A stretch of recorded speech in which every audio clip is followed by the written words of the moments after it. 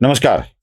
या व्हिडिओच्या प्रारंभालाच मला तुम्हाला एक व्हिडिओ दाखवायचा आहे, एक ट्विट पण दाखवायचं आहे. आधी ट्विट दाखवतो, बघून घ्या. यात आदरणीय सुप्रियाताई सुळे म्हणजे रोहित पवारांच्या आत्या आपल्या रोहित पवारांच्या बाबत चिंता व्यक्त करतात, काळजी व्यक्त करतात. कारण एवढ्या बोल्डली रोहित पवार हे सगळं मांडतायत, समोर येऊन भावना मांडतायत, तर त्याची काळजी वाटते. त्या ट्विट व्यक्त करून गप्प बसत नाहीत, तर त्या प्रत्यक्षात देखील हे बोलतात. ते ऐका. मला रोहितची काळजीच वाटते, कारण का रोहित अनेक मुद्दे मांडतोय आणि प्रसार माध्यमातून, वर्तमानपत्रातून आणि अनेक समाजातल्या लोकांकडून सातत्याने रोहितबद्दल किंवा ज्या रोहित भावना मांडतोय, जे फॅक्ट्स, नुसत्या भावना नाही, तो फॅक्ट्स देखील मांडतोय, डेटा दाखवतोय. त्याच्यामुळे अनेक लोकांना त्याची काळजी वाटते. प्रसार माध्यम असतील, वर्तमानपत्र असतील आणि समाजातले अनेक लोक असतील. आणि अर्थातच मला असं वाटतं, मी महाराष्ट्र सरकारला विनंती करीन की आपण सगळ्यांनी ज्या पद्धतीने रोहित लढतोय, त्याच्यामुळे रोहितला ही सिक्युरिटी द्यावी. त्याची सिक्युरिटी माननीय मुख्यमंत्र्यांनी रिव्ह्यू करावी. ऐकलं? यातला त्यांनी बोलता बोलता केलेला एक खुलासा मला फार महत्त्वाचा वाटतो. ते आपल्या भावना व्यक्त करतात आणि फॅक्ट्स मांडतात, हे ते म्हणल्यात.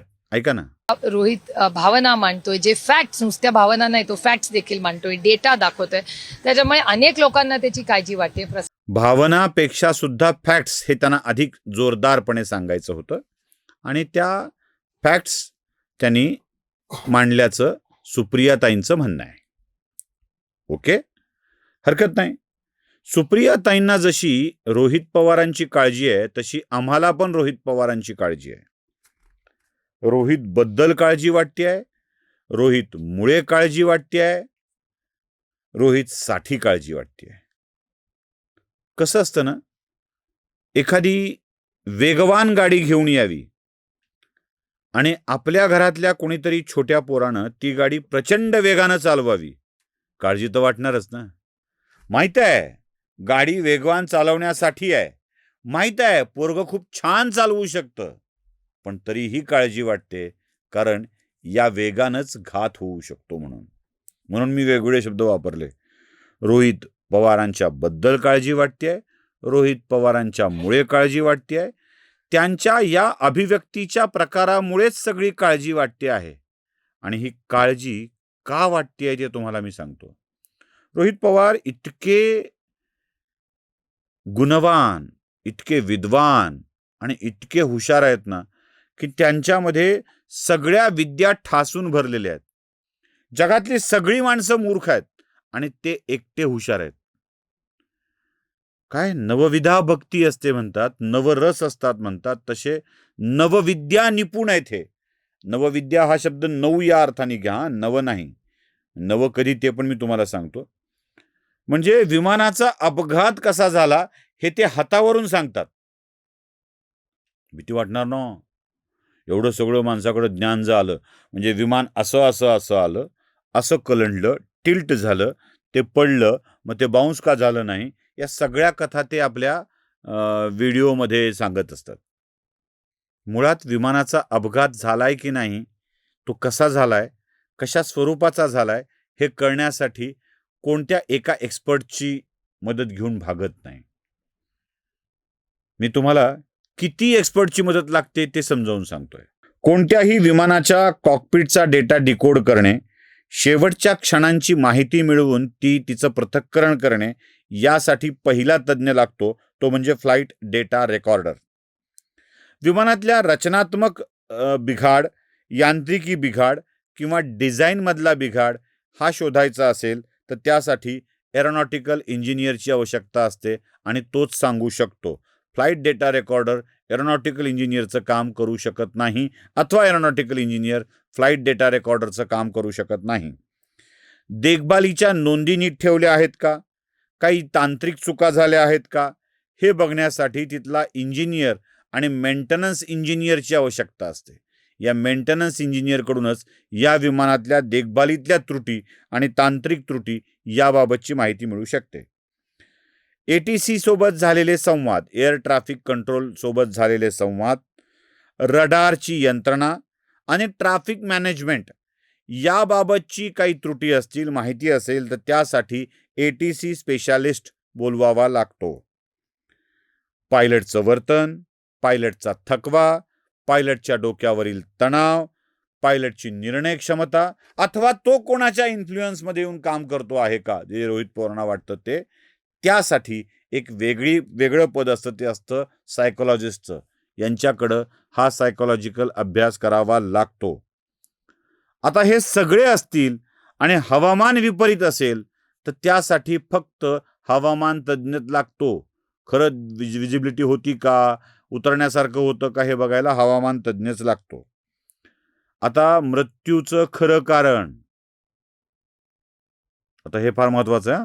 मृत्यूचे खरे कारण, जखमा, त्याचे परिणाम, कोणत्या कारणामुळे मृत्यू आलेला असू शकतो, तो कधी आलेला असू शकतो, याची तपासणी करायची असेल तर aeronautical engineer, flight data recorder, maintenance engineer, ATC specialist, psychologist, हवामान तज्ज्ञ हे फिके पडतात. इथे लागतो तो केवळ फॉरेन्सिक एक्सपर्ट. ते जे म्हणले होते ना, डब्यात विमानाचं फ्यूल घेऊन गेले होते, आपल्या वडापच्या गाडीत नेतात तसं, त्यासाठी तसं काही झालंय का, आतल्या बाजूला डिझेल पेटलंय का, हे बघायला एक फॉरेन्सिक एक्सपर्टच लागतो.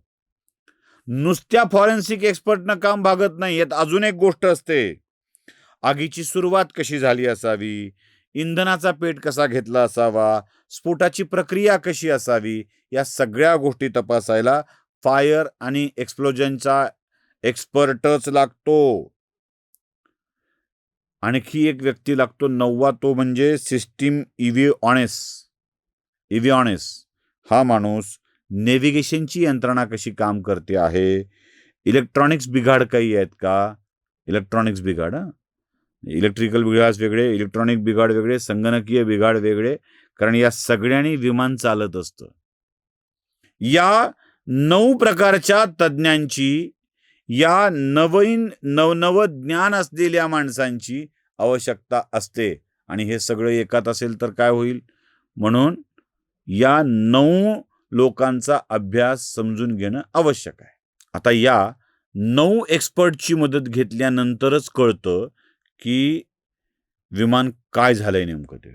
आता या 9 विद्या म्हणजे एखादा ते flight data recorder Rohit Pawar, aeronautical engineer Rohit Pawar, maintenance engineer Rohit Pawar, ATC specialist Rohit Pawar, psychologist Rohit Pawar, हवामानशास्त्रज्ञ Rohit Pawar, forensic expert Rohit Pawar, fire आणि एक्सप्लोजन एक्सपर्ट रोहित पवार, सिस्टीमच्या बघणारे रोहित पवार. एवढं सगळं ज्ञान त्यांच्याकडे असेल तर काय होईल.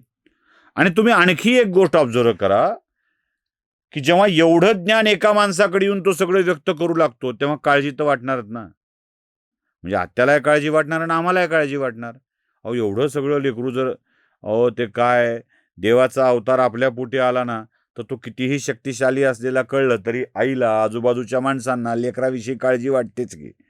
तसं आम्हाला रोहित पवारांच्या विषयी काळजी वाटते की एवढ्या मोठ्या संकटाला हे सामोरं जात आहेत, एवढं ज्ञान त्यांनी कसं मिळवलं असेल आणि कुठून मिळवलं असेल. आणि एक लक्षात ठेवा, हे जे 9 प्रकार मी सांगितलेत ना, त्या 9 प्रकारांना एकत्र करून कन्क्लुजनवर येता येईल. उगाच अजित पवारांचा अपघात होता की घातपात होता या कन्क्लुजनवर एकेका माणसाला बोलवून येत जाऊ नका. अनेकांना फार थेर आलाय, म्हणजे मिसळून न फिटलेली पोरं सुद्धा अमक्यातली एक्सपर्ट म्हणून आणली जातात. आणि त्यांना सांगितलं तुम्ही तुमची ओळख द्या, तुम्ही काय आहात ते लोकांना कळेल. त्याची अजून नीट लव आणलं त्याच्या वटाच्या वर, त्याला आणून सांगायचं की हे एक्सपर्ट आहे. म्हणजे म्हातारे जे सांगतायत त्याकडं दुर्लक्ष, आणि ओठावर लव न आलेल्या पोरांना एक्सपर्ट म्हणून एका विषयातला तो एक्सपर्ट असू शकेल. हे 9 विषयातला वेगवेगळ्या तंत्रज्ञ बघून करावं लागणार आहे. त्यामुळं एवढे सगळे असे एकत्र गुण आले की काळजी तर वाटणारच ना. नमस्कार. धर्म जागृतीचा विधायक बुरुज न्यूज.